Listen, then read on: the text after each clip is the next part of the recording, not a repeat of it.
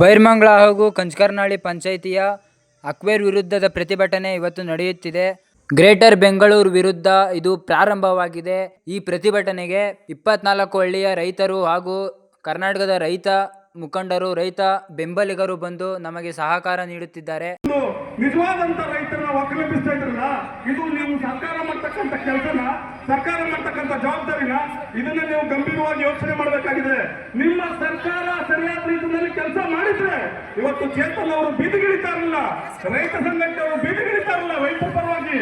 ಹಾಗಾಗಿ ನೀವೇನಿವತ್ತು ಈ ಯೋಜನೆಗಳನ್ನ ಇಲ್ಲಿಂದಿಲ್ಲಿಗೆ ಕೈ ಬಿಟ್ಟು ಈ ರೈತರ ಜಮೀನನ್ನ ಉಳಿಸಲಿಲ್ಲ ಅಂತಂದ್ರೆ ಮುಂದಿನ ದಿನಗಳಲ್ಲಿ ಕೆಲ ಪೊರಕೆ ತಗೊಂಡು ರೈತರು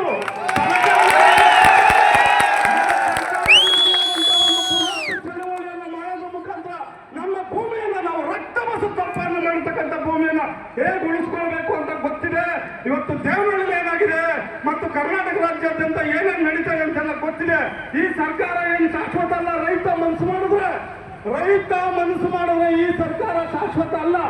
ಆದ್ರೆ ರೈತರ ತಾಳ್ಮೆಯನ್ನು ಪರೀಕ್ಷೆ ಮಾಡತಕ್ಕಂಥದ್ದು, ರೈತರನ್ನ ಕೆರಳಿಸ್ತಕ್ಕಂಥ ಕೆಲಸವನ್ನ ಸರ್ಕಾರ ಮಾಡಬಾರದು.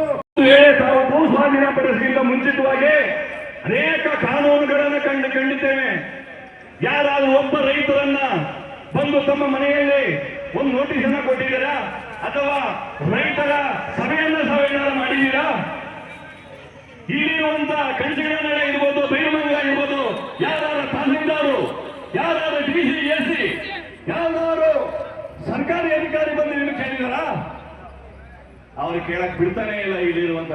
ಇಲ್ಲಿರುವಂತಹ ಸಚಿವರು ಮತ್ತೆ ಶಾಸಕರು ಅವರು ದಯಮಾಡಿ ಬಂದು ತಮ್ಮ ಹಿತನುಡಿಗಳನ್ನು ಆಡಬೇಕು ಅಂತ ಹೇಳಿ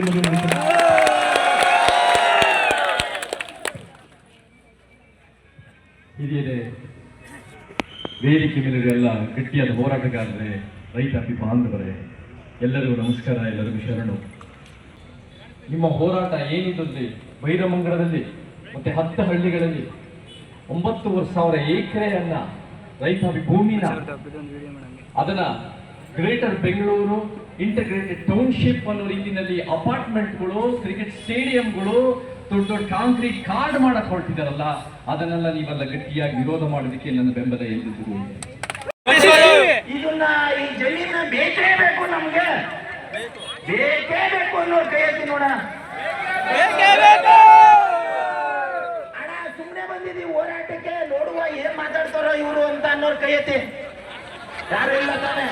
ಯಾಕಂದ್ರೆ ಅಂತವ್ರು ಒಬ್ಬೊಬ್ರು ಇರ್ತಾರೆ ನೋಡಿ. ಒಬ್ಬ ಇದ್ರೆ ಏನ್ ತೊಂದರೆ ಇಲ್ಲ. ಖಂಡಿತವಾಗ್ಲೂ ಇದು ಉತ್ಕೃಷ್ಟವಾದಂತ ಜಮೀನು, ಬೆಳೆ ಬೆಳೆಯಕ್ಕೆ ಸೂಕ್ತವಾದಂತ ಜಮೀನು. ಬೇಡ ಅಂದ್ರೆ ನಿಮ್ಮ ಪೀಳಿಗೆ ಉಳಿದಿರ್ತದೆ. ಅಚಲವಾಗಿ ಹೋರಾಟ ಮಾಡೋಣ ಅಂತಕ್ಕಂಥ ಮಾತನ್ನ ಹೇಳ್ತಾ ಅನೇಕ ವಿಚಾರಗಳು ಚರ್ಚೆನಲ್ಲಿ. ನೀವು ಯಾವಾಗ ಹೋರಾಟಕ್ಕೆ ಕರಿತೀರೋ ನಿಮ್ಮ ಪರವಾಗಿ ನಾವು ಜಿಲ್ಲಾ ರೈತ ಸಂಘ ಇದ್ದೇ ಇರ್ತೀವಿ. ಗೊತ್ತಾಯ್ತಾ? ನಮ್ಮ ಸ್ನೇಹಿತರು ಹೇಳಿದ್ರು. ಎಲ್ಲ ಗೌರವಾನ್ವಿತ ರೈತ ಬಂಧುಗಳೇ, ಅಕ್ಕ ತಂಗಿಯೇ, ಮತ್ತೆ ವೇದಿಕೆ ಎಲ್ಲ ಪ್ರಗತಿಪರ ಸಂಘಟನಾ ಹೋರಾಟಗಾರರೇ, ಏನಿವತ್ತು 9,000 ಎಕರೆ ಮಾಡ್ಕೊಳ್ತಾ ಇದ್ದಾರೆ. ಮೊದಲನೆಯಾಗಿ ಇದು ಪ್ರಜಾಪ್ರಭುತ್ವ ಸರ್ಕಾರ. ಇಲ್ಲಿ ಪ್ರಜೆಗಳೇ ಪ್ರಭುಗಳು. ಯಾರು ಹೇಳಿ? ನಾವು ಪ್ರಭುಗಳು. ಇವ್ರಿಗೆ ಅಧಿಕಾರ ಕೊಟ್ಟಿರೋದು ಕೆಲಸ ಮಾಡಿ ಅಂತ.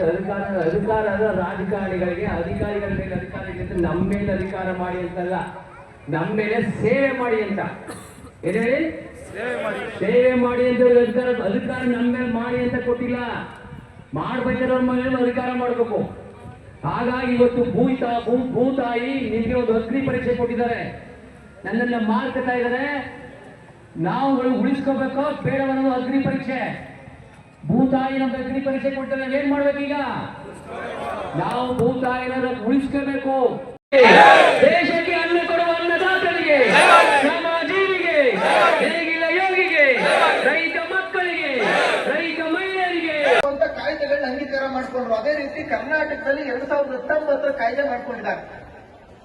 2019 ಯಾರು ಅಧಿಕಾರದಲ್ಲಿದ್ರು ಅಂದರೆ ಇವರು ಕಾರ್ಪೊರೇಟ್ ಪರವಾದಂತ ಆಡಳಿತವನ್ನು ನಡೆಸುವ ಒಂದು ಕಾರಣಕ್ಕಾಗಿ. ಈಗ ನಿಮ್ಮ ಭೂ ಸ್ವಾಧೀನ ಆಯ್ತಾ ಇರೋದು ಯಾವುದ್ರ ಮೂಲಕ ಅಂದ್ರೆ ನಿಮ್ದಾಗಿರೋದು greater Bengaluru authority land acquisition act 1997 land acquisition act. ಊಟನ ನಾವು ಮನೇಲಿ ಮಾಡಲ್ಲ. ಕಿತ್ಕೊಂಡ್ಮೇಲೆ ನಮ್ಗೇನ್ ಕೆಲಸ ಇದೆ? ನಾವು ಗುಲಾಮರಾಗಲ್ಲ.